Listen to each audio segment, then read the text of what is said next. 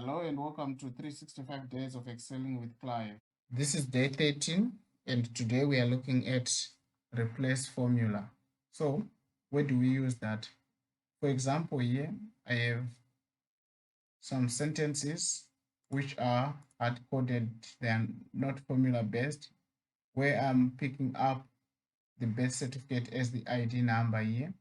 But once I get the ID number here, maybe when somebody turns 18 or 21, whatever the case may be, I want to replace this birth certificate number with ID number.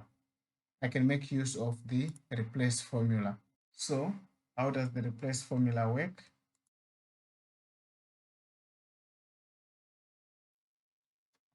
Here I'm saying this is my old text, the string that I had, this is my old text. Then I say starting number, where I want to start replacing from.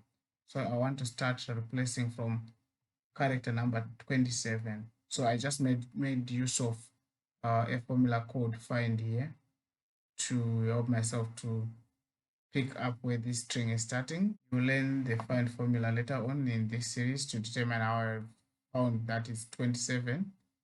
Then the next thing is how many characters I need to replace. So my birth certificate number has 7 characters.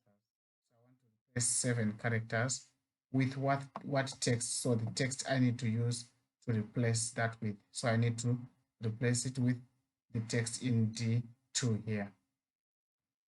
So when I click OK, you can see it's replacing that.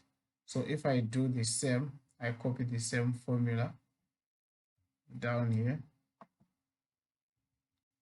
So this is the find formula I've used. I'm not going to explain it in this video. So here I know it's 24.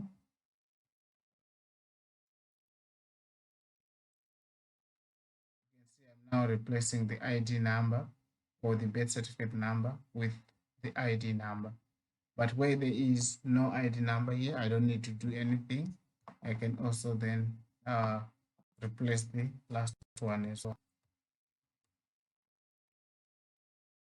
I need to change it here from 24 to 25. Then it's replacing. So that's how you can use the replace function to replace a particular part of the text string. So that's it, guys. Thank you. Bye-bye.